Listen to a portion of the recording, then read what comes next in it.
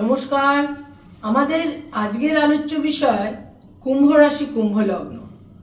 আগামী 2024 অক্টোবর মঙ্গল মিথুন রাশি থেকে কর্কট রাশিতে সঞ্চার করছে, যেটা আমরা অলরেডি জেনে গেছি। এবং এই কর্কট রাশি কিন্তু মঙ্গলের নিজ ঘর, এখানে মঙ্গল নিজ রাশিগত হয়।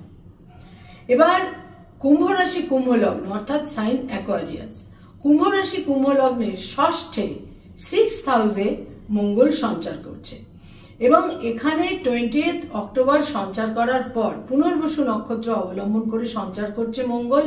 এবং এখানে মঙ্গল সঞ্চার করার পর 28 অক্টোবর মাত্র 8টা দিন পর মঙ্গল পুষ্যা নক্ষত্রে সঞ্চার করবে এবং পুষ্যা নক্ষত্রে সঞ্চার করার পর 2024 6 ডিসেম্বর মঙ্গল বক্র গতিতে যাবে কর্কট রাশির পুষ্যা নক্ষত্রে। একটা ডিফিকাল্ট গোচর বা সঞ্চার নিঃসন্দেহে তৈরি হচ্ছে।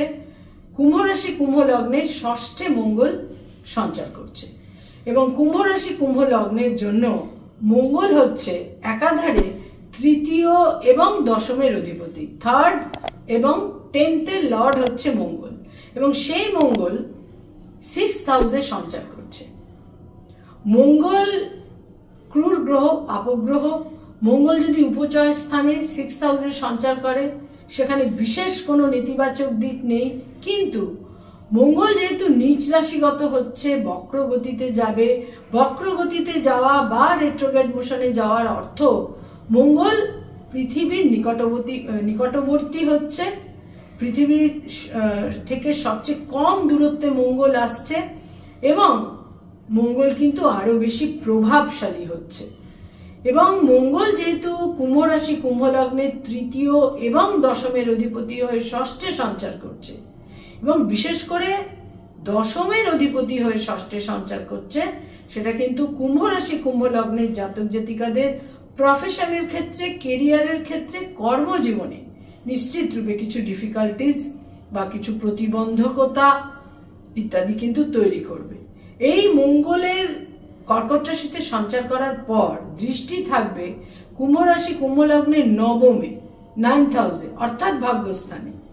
কুম্ভ রাশি কুম্ভ লগ্নের ওপর মঙ্গলের অষ্টম দৃষ্টি থাকবে এবং দ্বাদশেও মঙ্গলের সপ্তম দৃষ্টি থাকবে। সুতরাং রাশি লগ্নের ওপর মঙ্গলের দৃষ্টি থাকছে, দ্বাদশের দৃষ্টি থাকছে এবং 9th হাউসে ভাগ্যস্থানে মঙ্গলের দৃষ্টি থাকছে। এবার যেটা সর্বাধিক গুরুত্বপূর্ণ আরেকটি দিক, তা হচ্ছে এই সময় কুম্ভ রাশি কুম্ভ লগ্ন সাইন অ্যাকোয়ারিয়াসে বক্রগতির শনি অবস্থান করে রয়েছে এবং আগামী 15 নভেম্বর 15ই নভেম্বর শনি রেট্রোগ্রেড মোশন থেকে বক্রগতি থেকে মার্গী গতিতে ফিরবে এবং সেখানে মঙ্গলের দৃষ্টি পতিত হচ্ছে। সংঘাত, সংঘর্ষ ইত্যাদি কিন্তু বিশেষভাবে মঙ্গল অতি অবশ্যই, মঙ্গল হচ্ছে এনার্জি, মঙ্গল হচ্ছে কম্পিটিটিভ স্পিরিট এবং মঙ্গল হচ্ছে সমস্ত রকমের ঊর্জা বা এনার্জি। মঙ্গল তো নিশ্চিত রূপে শক্তি দেবে। শনি মঙ্গলের যে এই দৃষ্টি, শনির ওপর যে মঙ্গলের এই দৃষ্টি, এর ফলে একটা এনার্জি ফিল্ড তো নিশ্চিত রূপে তৈরি হচ্ছে, কিন্তু সেই এনার্জি সংঘাত, ডিসপিউট, কনফ্লিক্ট, কনফ্রন্টেশন ইত্যাদিও কিন্তু তৈরি করবে। বিরোধিতা, শত্রুতা, অপোজিশনের নাশ হবে এবং যারা কিছু শারীরিক অসুবিধার মধ্যে, কিছু রোগ ব্যাধিতে ভুগছেন, সেখানেও সুচিকিৎসা তৈরি হবার, সুচিকিৎসার সম্ভাবনা বিশেষভাবে থাকছে। যারা কোনো লোন বা ঋণের মধ্যে রয়েছেন সেখানেও একটা সমাধান সূত্র তৈরি হবার বিশেষ সম্ভাবনা রয়েছে। কিন্তু এই মঙ্গল প্রচুর ব্যয় ভাব তৈরি করবে, ব্যয়ের ক্ষেত্র কিন্তু বিশেষভাবে তৈরি করবে। প্রচুর ব্যয়ের যোগ তৈরি হচ্ছে এবং এই মঙ্গল বহু ক্ষেত্রে দেখা যাবে পরিবারে বয়সে কোনো ছোট ভাই বোন, তাদের দূরযাত্রা, বিদেশ যাত্রা ইত্যাদির কারণে জাতক জাতিকার কিছু ব্যয়ের ক্ষেত্র তৈরি হচ্ছে। এই মঙ্গল তাদের আত্মবিশ্বাস এনে দেবে, কিন্তু কর্মজীবনে যদি তারা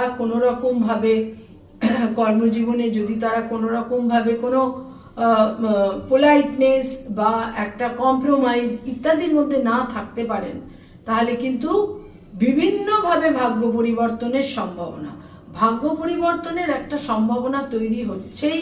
এবং এই মঙ্গল কিন্তু দূরযাত্রা, বিদেশ যাত্রাকে নির্দেশ করছে এবং বিদেশে ভাগ্যোন্নতি, বিদেশে ভাগ্যান্বেষণের সম্ভাবনাও কিন্তু তৈরি করছে।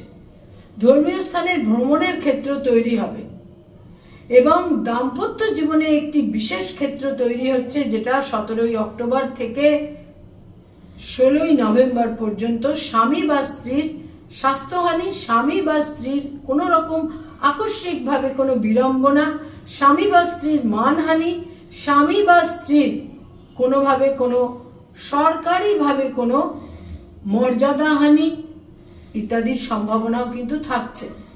যারা ব্যবসা বাণিজ্য করেন বিশেষ সতর্ক হতে হবে। লসের ক্ষেত্র তৈরি হচ্ছে, ডিসপিউটের ক্ষেত্র তৈরি হচ্ছে, আইনি পুলিশি ঝামেলার ক্ষেত্র কিন্তু তৈরি হচ্ছে। তবে দূরযাত্রা, বিদেশ যাত্রা, বিদেশে গিয়ে ভাগ্যান্বেষণ, বিদেশে নতুন করে ভাগ্যোন্নতির চেষ্টা ইত্যাদির ক্ষেত্রেও কিন্তু বিশেষভাবে তৈরি হচ্ছে। পিতা বা পিতৃস্থানীয় ব্যক্তির হেলথের কোনো আকস্মিক সমস্যাও এই সময়কালে তৈরি হতে পারে। এবং কুম্ভ রাশি, কুম্ভ লগ্নের জাতক জাতিকাদের চোখের সমস্যা, চোখের সার্জারি, রেটিনা সংক্রান্ত সমস্যা ইত্যাদির ক্ষেত্রেও তৈরি হচ্ছে। যারা হাইপার টেনশন, উচ্চ রক্তচাপ ইত্যাদির মধ্যে রয়েছেন তাদের কিন্তু একটা মানসিক প্রশান্তি এবং মানসিক সংযম বিশেষভাবে বজায় রাখা এই সময়কালে প্রয়োজন। ষষ্ঠের মঙ্গল কিছু বিরোধিতার নাশ করলেও কর্মজীবনে এবং ভাগ্য পরিবর্তনের ক্ষেত্রে কিন্তু বিশেষভাবে ক্রিয়াশীল এবং প্রভাবশালী হবে। প্রত্যেকটি মঙ্গলবার এবং শনিবার বিভিন্নভাবে সাত্ত্বিক আহার, সাত্ত্বিক আচরণ এবং বাক্য প্রয়োগের ক্ষেত্রে সতর্কতা বিশেষভাবে প্রয়োজন। এবং ব্যয়ের ক্ষেত্রে কোনো ব্যাড ইনভেস্টমেন্ট বা লস অফ মানি ইত্যাদির সম্ভাবনা কিন্তু যথেষ্ট পরিমাণে থাকছে, সেক্ষেত্রেও কিন্তু সতর্কতা প্রয়োজন। মঙ্গলের জন্য আমাদের জ্যোতিষশাস্ত্রে রেড কোরাল বা রক্তপ্রবালকে একটি বিশেষ উপযোগী রত্ন হিসেবে বলা হয়েছে, সেটাও আপনারা ব্যবহার করতে পারেন। লাল রংটিকে ব্যবহার করতে পারেন এবং তার সঙ্গে সঙ্গে সংযম এবং প্রশান্তিকে ধরে রাখারও কিন্তু বিশেষ প্রয়োজন। মঙ্গল আমাদের এনার্জি দেবে, স্পিরিট দেবে, কম্পিটিটিভ স্পিরিট দেবে, কিন্তু এই মঙ্গলের এনার্জিকে যদি আমরা একটা প্রপার চ্যানেলে না প্রবাহিত করতে পারি, এই মঙ্গল কিন্তু প্রচুর সংঘাত এবং কনফ্রন্টেশনও আমাদের জীবনে এনে দিতে পারে। নমস্কার।